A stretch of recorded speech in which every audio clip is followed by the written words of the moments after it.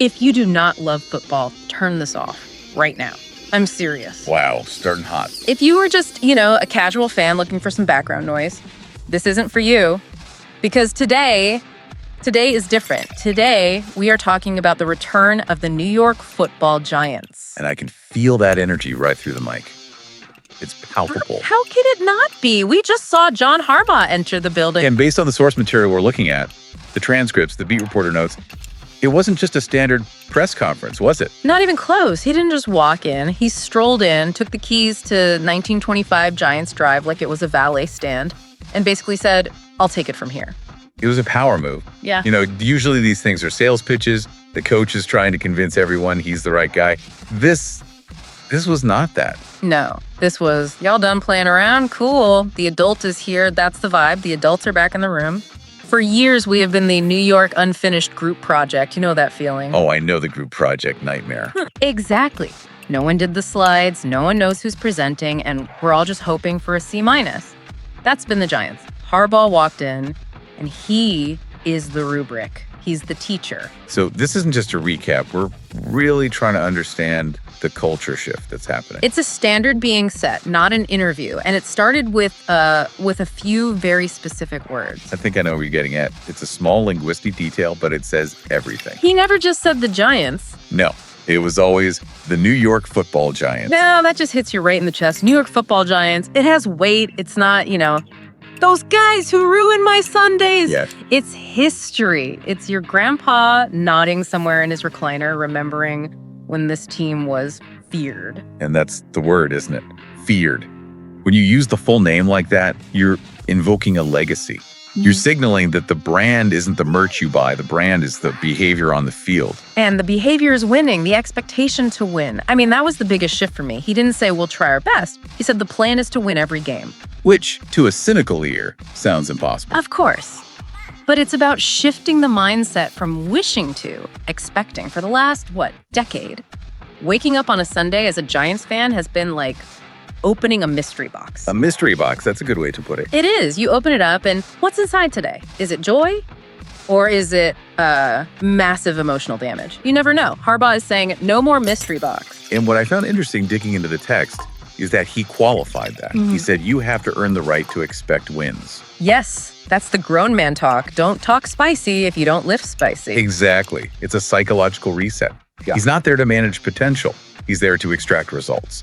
The expectation of winning changes how you prepare. Which brings us to the identity. He gave us 4 words, 4 beautiful, simple words. The 4 pillars. Physical, tough, smart, disciplined. And they might sound like cliches, but he defined them very specifically. Oh, I cannot tell you the relief I felt hearing that. We have been so soft. We've been a team that folds in the fourth quarter like a dollar store beach chair. The plastic just snaps and you're on the ground. Yes, that's been our defense.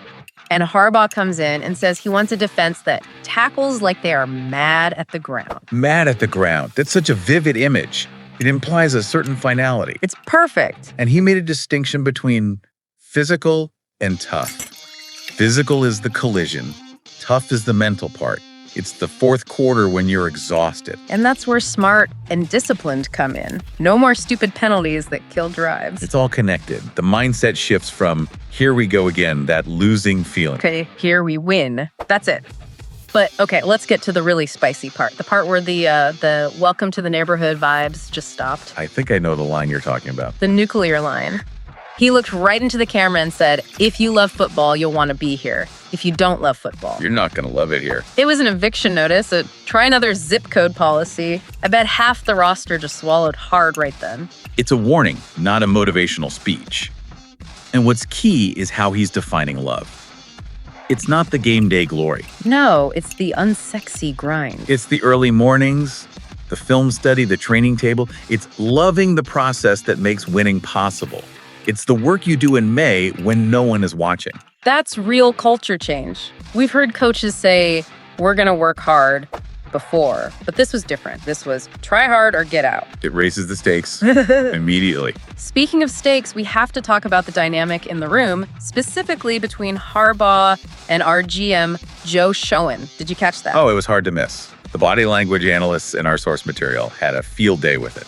Joe Schoen looked very, very nervous. He looked like a guy who just realized he hired his new boss. Well, think about it. Harbaugh didn't need this job. His resume was his RSVP. He walked in as a made man. He didn't have to convince anyone. Exactly. So now Harbaugh is the engine. It's not the GM telling the coach what to do. It feels like Harbaugh sets the standard, and the GM's job is just to go find guys who meet it. And that nervousness you saw from Schoen, it's actually a good sign. How's it go? It means the hierarchy has corrected itself around competence. The GM's job is now crystal clear. Get players who fit Harbaugh's vision. And that vision is built on a specific philosophy he mentioned. The principles in stone line. Exactly. Yeah. Principles in stone, methods in dirt. Okay, let's break that down. It sounds cool, but what does it actually mean? It's the core of elite coaching. Yeah. The principles in stone are the non-negotiables. The toughness, the discipline, those never change. So the identity is the stone. Got it. Correct. But methods in dirt. That means he's willing to adapt to everything else. The scheme, the practice structure, the staff. They can all be rewritten. So we aren't going to be running an offense from 1997 just because that's how we do things. Precisely. A lot of coaches fail because they write their methods in stone too. They refuse to adjust. Harbaugh is saying, I will do whatever works as long as we stay tough. That is music to my ears, and you could feel that attitude immediately. The source material called it a substitute teacher vibe he was giving off to the staff. But not the kind of substitute you can push around. No, the kind that walks in and everyone sits up straight. He's walking the halls like, where's your homework? Why do you exist? It's an immediate audit of the entire franchise. Yeah, Nobody should be comfortable. Good. After 6-11, why should anyone be comfortable? It forces everyone to justify their role. And in that audit, one player's role is obviously central. Jackson Dart. The quarterback. He didn't say everything, but he said enough. He acknowledged the talent, and he made it clear. The entire mission is to build around the QB. Which is a huge narrative shift. In the past, QB development felt like a side quest for this team. Totally. It was like, yeah, hopefully the kid gets better, but let's talk about the run game. Harbaugh is treating it as the main mission. You don't just manage a talent like Dart. You build the entire environment to make him succeed. Which is how it should be. It tells me he's not going to try and turn Dart into something he's not. He's going to let him rip. It's methods in dirt. If your QB can run and throw deep, you don't force him into being a pocket passer. You adapt. It all connects back to those 4 pillars. So let's bring it all home. The feeling after this presser. For me, it was about what didn't happen. No gimmicks, no slick slogans. It wasn't an audition. That's the one-sentence summary. John Harbaugh was not auditioning for the job. He was reporting for duty. Reporting for duty. I love that. No hype, just work. And that's why this feels different. We've seen the press conference champions before. They win the presser, then lose the season. This felt like the first day of training camp. It did. But here's the question for you, the listener. The person who's been hiding their Giants jersey in the back of the closet for a few years. It's a fair question for the fan base. Are you ready for accountability? Because it sounds great right now. But are you ready for a coach who says win and means it? Are you ready for the patience that the unsexy work requires? That's the challenge. The energy is real. The adults are back. But the adult world requires patience. It's a grind.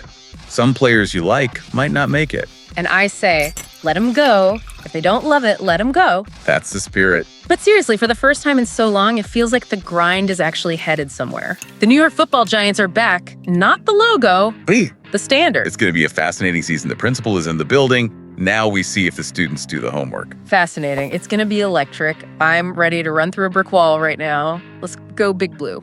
Just wanted to say a massive thank you for tuning in to Big Blue Tea.